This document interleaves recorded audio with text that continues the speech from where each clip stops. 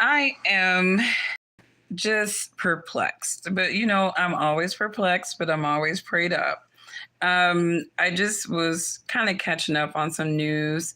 I think I'm taking a vacation from the hustle and just really getting ready for a real transition of hustle in the fall.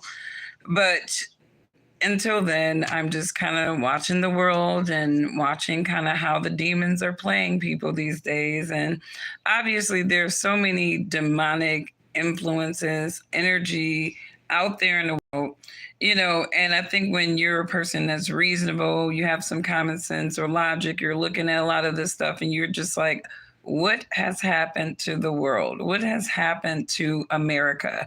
This is not the same country that I grew up in. And even if you are, as if you're my age, 40 plus, you're like, this is not the same country that we lived in. I mean, when I grew up, we've heard isolated gang shootings here and there, across the city, but we haven't really seen this wave of mass killing, right? You got some of these urban cities, and a lot of them are Democratic ran, right? Where they have loose crime requirements now. They're making it really easy for criminals to be criminals. And unfortunately, they're making it so easy that it's almost a promotion. And when I say a promotion, you look at the music industry today. And, I remember a time when my mom, she used to always reminisce about the old days. And she used to always say things, back in my day, you would never see X, Y, and Z. You would never see this. You would never see that. And it's just like, okay, but, when now I'm kind of my mom, because I'm like, you know what? I'm telling my kids, like, back in my day, I don't remember X, Y, and Z, and when you think about the culture that is constantly being projected to people, so much social engineering goes on in America. And I don't think people are really conscious of the social engineering that is constantly been going on in this country for decades. Right. And a lot of this social engineering is very targeted, right, to specific groups, and is projected in different ways. Like, so for Black people, there's always going to be the narratives, the ongoing narratives, and the projections to substantiate the narratives, right? So if you want to paint, that Black people are the criminals in society, then you have to create that reality. And a lot of times you do it through the cinema, right? You do it through the music. And if you have ever taken a music class or a music study, you know that music a lot of times is the Pied Piper to many behaviors. It really is. When you think about when you listen to different genres of music and different songs, your emotions are shifting every single time, because music is a form of a spirit. And so when you have the mainstream and the entertainment sector promoting people who are from the poverty line Black communities, and a lot of time poverty line communities, and you see these people are pulling these gang affiliated young men and basically giving them a platform to sing about their lifestyle, not in a way that this was my life. It was more like glorifying it. And so when you look at 21 young people, and a lot of these people, and I want to just play the news report here for a little bit, so you can kind of get the scope. A lot of these people, because this is right by my sister's house, a lot of these young people were 16, 17, and 18 years old. Like, so they were very, very young. A lot of them just finished high school, and they were subjected. And if you YouTube 21 shot in Detroit, you're going to see the surveillance video. It looked like Baghdad on that street where these kids were. You would have thought that these kids were in a war-torn situation, right? And it was incredible. A block party on Detroit's east side turned deadly, leaving 2 people dead and 19 others injured. Police are now looking for answers, as no arrests have been made. Victims range in age from 17 to 28 years old. The 2 people killed were in their 20s. It happened here shortly before. Okay, so it's You know, like I said, when you think about this culture that's being perpetuated to young Black men and women, this drill music culture, this whore culture, right? This violent. I mean, they even got the young Black women buying into violent behaviors. You have shows like The Baddies, right? You have shows like, what is the other one where you have women who are buying into violent behaviors and culture? You have rap girls who are talking about violent things and running drills. This kill culture, this satanic kill culture, is targeted specifically to Black people because they want Black people killing each other. This is the Pied Piper. This is the MK Ultra mind control that is continuously perpetuated to Black people, right? You're not going to see drill culture perpetuated to whites. You're not going to see this culture perpetuated to any other group but Black people, because there is a special interest in Black people whacking each other off, killing each other. And what's interesting is that these young people talk about, oh, we're in poverty, we're sleeping on air mattress. How the hell can you afford a Glock, whatever, with a drum kit? How can you afford a military style weapon if you're eating ramen noodles, right? And when you think about the economic situation of a lot of these poverty line young men, they have access to military weapons, and nobody is raising the question why. Do you agree that every woman has a little Eve in her, in your opinion? I'm not talking about women right now in terms of, the positions of women. We know that there's a lot of feminism in the world. I'm talking specifically about what is being perpetuated to Black people, specifically to Black people, and why those projections are causing so much mass murder in the Black community. And again, the music is the Pied Piper to the behavior. And I am all for Black people getting ahead, using their arts and their intelligence to inspire people. But you got to understand that a lot of these artists that are being projected and funded by non-Black money, they're just using Black faces. These individuals are not supposed to inspire young Black people in anything other but being detrimental to themselves and other people. And there are plenty of Black people that are on the mic addressing this, right? But this is not going to be addressed until these behaviors start trickling into the white community. And that is just the truth. And we saw this even with Eminem. When Eminem first came out and he was, talking about lyrics about, offing his mom and doing all kinds of sadistic type of things to his mom or whatever, the FCC, they find him, they tried to put a stop to Eminem right away, right? He even sung about it, right? Because they did not want those mindsets and behaviors perpetuating into the white community. And because young white people, young white boys were buying into it because it was attached to hip hop, that became very problematic for the Federal Communications Committee. And these people regulate what we hear, what is broadcasted to us.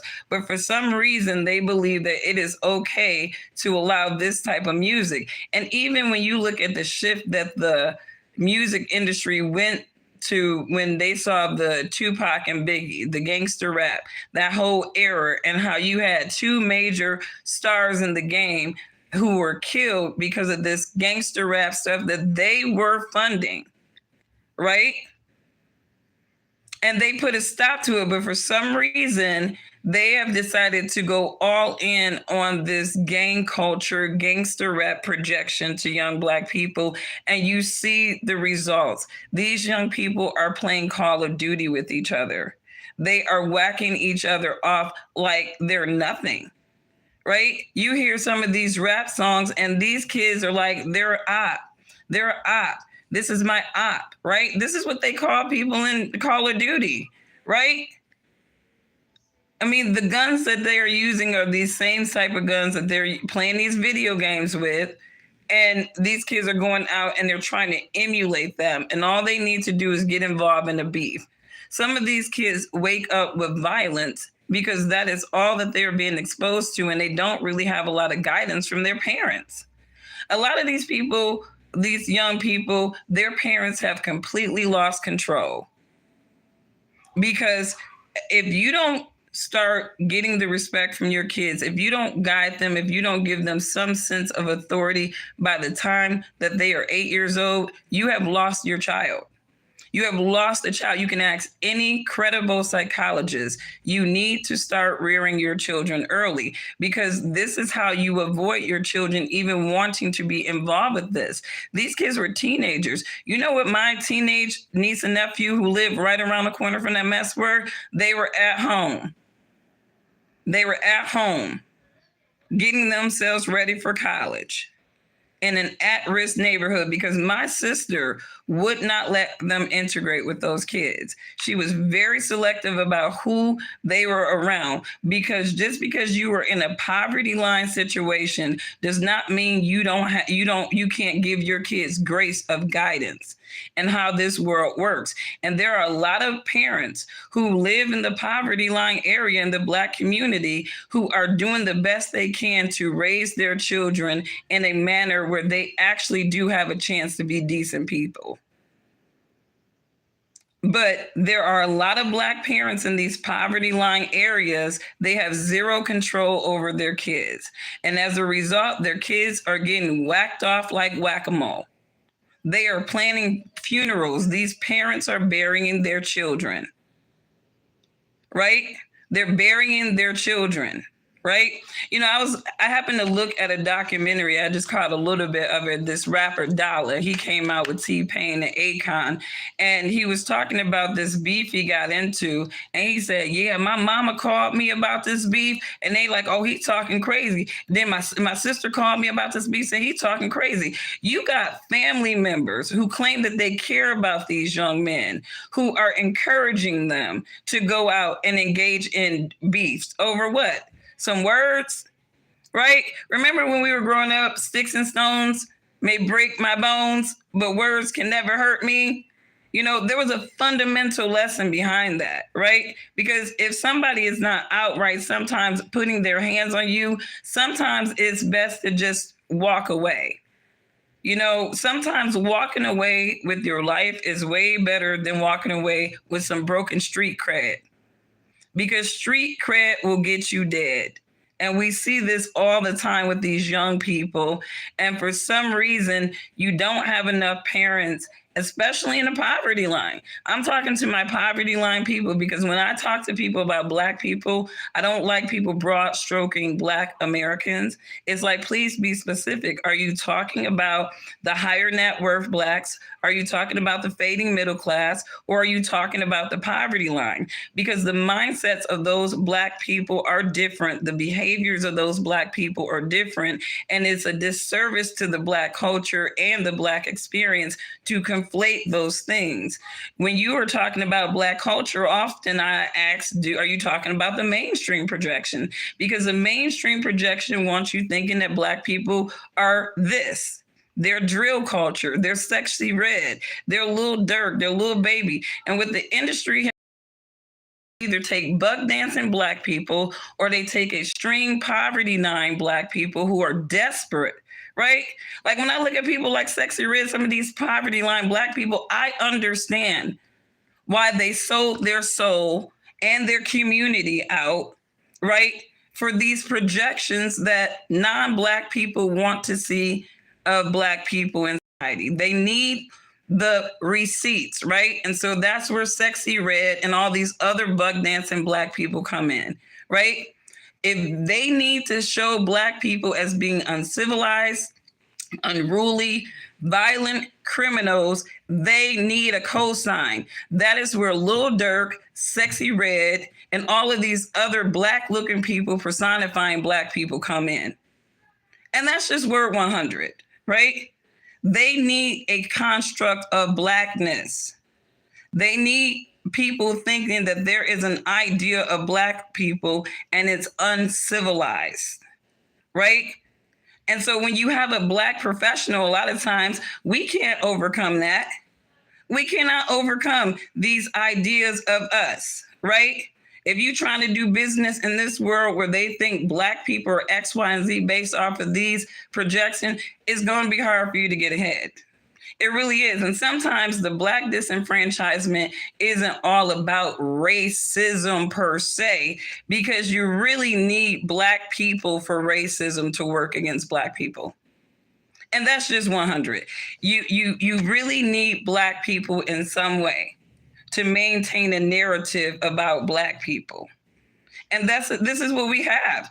And so with these narratives come these young people who are buying into the narrative. So if the narrative says that Black women are whores, they are disgraceful, they are unhinged, they're just as violent as their men, we need you to give that to us. So they're going to give us a Sexy Red, or they're going to give us some of these other artists who are slick talking just like men on some hyper violent feminist stuff, right? If they need you to believe that Black men are universally violent, right? They're going to give you that, right? And then they're going to make you think that Lil Durk is a beacon because look, he made it out the hood. He's following his dreams. How could you demonize any of these people because they made it from the bottom? No, they were paid. They were paid specifically to do a certain thing. That's why a lot of these artists lose their organic flair once the industry gets a hold of them, right? They're not the same people, not the same artists, because now they're buying into something in order to keep them coins that they done sold their soul out for. That's what's going on. So when you're talking about 21 people shot on the east side of Detroit, and most of these people are teenagers, right? Young adults, right? And people say, well, how does this happen, right? Look at what is being projected to these people. Look at what is being projected, specifically marketed it to Black young people, and don't act so damn perplexed. It's not a perplexing conversation. What Black people really need to be doing is owning our narrative and rejecting these projections of us from these mainstream non-Black machines that just leverage Black people. Because if they can't sell that garbage, they'll stop promoting it to us. You know, Black love, Black unity, it changed when our music changed, right? It changed when our music changed.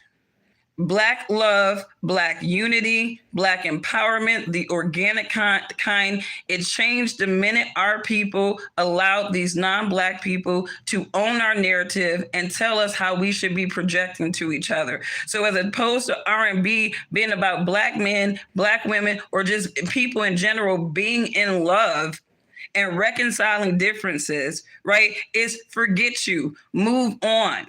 Right? And people wonder what's going on with the Black family. These projections are telling the Black family you don't need to exist.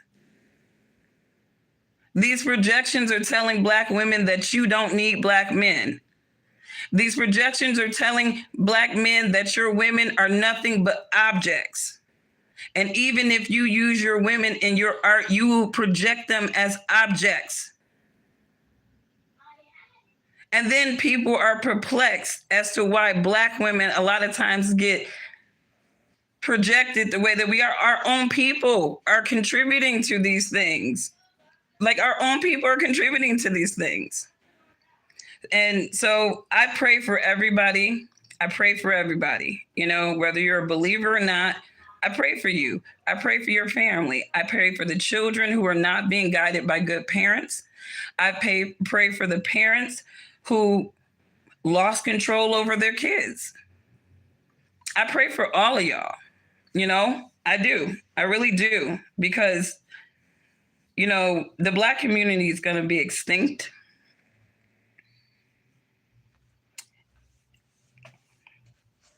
And it's going to be our fault because we got too many tokens, too many buck dancers who are willing to sell a message and a narrative to our future generations that's going to kill them. And that's word 100. And like I said, I pray for everybody, man, like, because this is sad. This is sad. I mean, think about the moms who are planning funerals right now.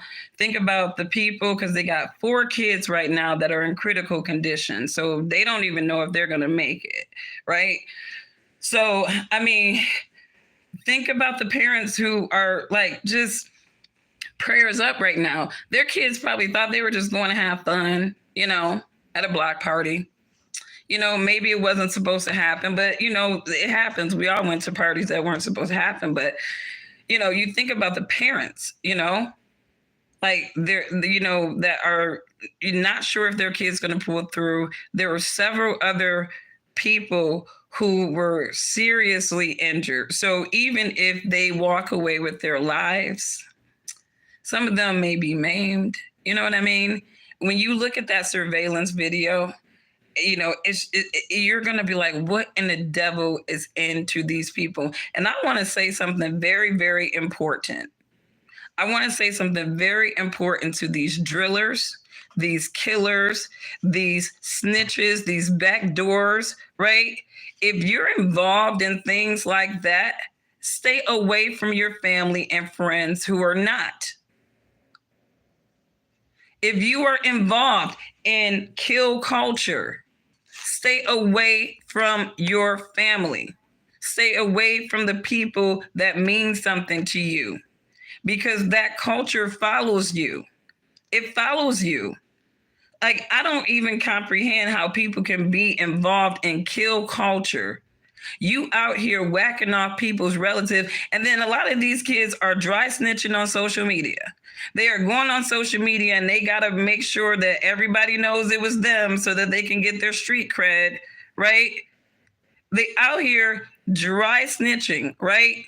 And then you go to your family reunion, you go around your family, right? And a lot of these get back people, they don't care about who they getting back at that point. This is why these new OGs take out kids, right? When I was young, from birth to 7, my biological mom, she was a gangbanger, so we was a neighborhood drug house, right? And so I was used to seeing a lot of stuff, right? And it's one of those things where these kids, you can't. Like, you can't pick your parents, right? Life is like a game of poker, right? Life is like poker, where you can't pick the cards. If you could pick your cards in poker, everybody would play poker. There would be no mystery to the game, actually. But that I remember that gang banging culture, though, that my mom was involved in, and it's just one of those things, it's traumatizing. It's traumatizing to be a kid in a war zone. It's traumatizing to be in a modern gang world where these people kill kids. I remember we had a car full of men. This is in the 90s. And thank God the old OGs did not kill kids, because I wouldn't even be talking to you right now. I would not be talking to you right now if the older OGs killed kids. These kids, these drillers, these demons today, they kill children. Their get back are children, women and children. So there's no war, there's no rules to their warfare. They kill mothers, they kill women, they kill anybody, right? They have no rules to warfare. I mean, it's just literally, there's just no rules to it anymore. And I thank God that when I was around that life, that at least the 90s OGs didn't kill kids. They didn't kill kids. I'm like, thank God, because these demons today, they do that. They do that. So I expect that there's going to be more violence coming out of this situation, because a lot of this stuff is cycles of violence, really, because these kids want to have war badges, right? So there's going to be somebody dry snitching, talking on a block, and you're going to see retaliation come out of this. So now you got about 21 people shot. In the next couple of weeks, you're going to see more. unfortunately, because the get back culture is real in this country. It's sad, but it exists. And it's sad. It's really sad. And I always say that guns don't kill people. Stupid people with guns kill people. You know, a gun has no more intentions than the person that is holding it. A gun is a tool. Just like money is a tool, a gun is a tool. And what you do with that tool definitely matters. You know?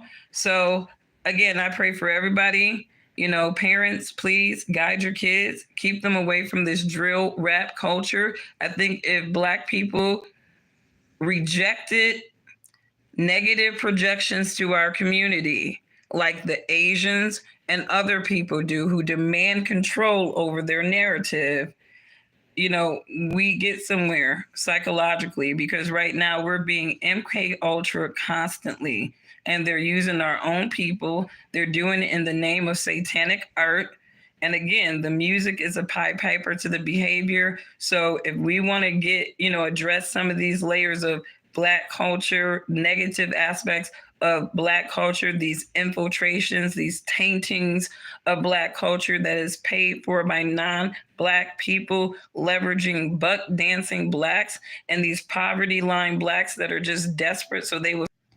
Uh-oh, did they disconnect me? It's like soon as I start talking the real stuff, they start disconnecting me. But we do need to start being vocal about these root causes, because I am tired of seeing mothers hurting. I am tired of seeing relatives because of senseless acts of violence. It needs to stop. It really needs to stop. Or I think that Black people in America, between the immigration and all of that infiltration of our culture going on with that, and the killing and the abortions that they keep pushing our young girls to get, because obviously abortion is a way to maintain the Black community as a low number in the United States. So you have this whore culture, and these people are talking about have sex with this dude, have sex with that dude, have a plan B, right? Having unprotected sex, right? So they're just ruining the Black family. They're ruining Black culture. And, you know, I think that we need to start instituting what I call the new Black, where Black intellectualism, Black civility, Black grace must be a priority. Let me read some of these if I can go down. What's going on, Scott? Angry people don't walk away. Angry people don't walk away, but they sure do get killed. They get put down some kind of way. It is a vicious cycle. It is a vicious cycle of violence. It needs to stop. And it starts with structured homes. It starts with Black people realizing kind of what's happening to us, right? What are they trying to do to us? What are they trying to project? And a lot of times, those projections are for us to be detrimental to ourselves. So can't imagine. I've seen a lot of stuff, but you know, the thing is, trauma is one of those things that is an uncontrollable point in any of our lives. But I believe that people should reconcile trauma and don't let it eat you alive. I think trauma should, you know, empower you. There's a saying that what doesn't kill you make you stronger. And, you know, if you didn't die, you should be still trying. That's my code to live by. So I hope you guys have a wonderful, wonderful day. I didn't expect to do this long, but I appreciate those who had tapped into this perspective. If you like what you've heard, I give a middle of the road, pragmatic discussion about almost anything. I am staunchly independent. So if you are staunchly independent too, and you don't hold if you're not part of some political, ideological think tank, definitely subscribe and let's interact together. So until the next one, I'll catch you in the next one. Bye.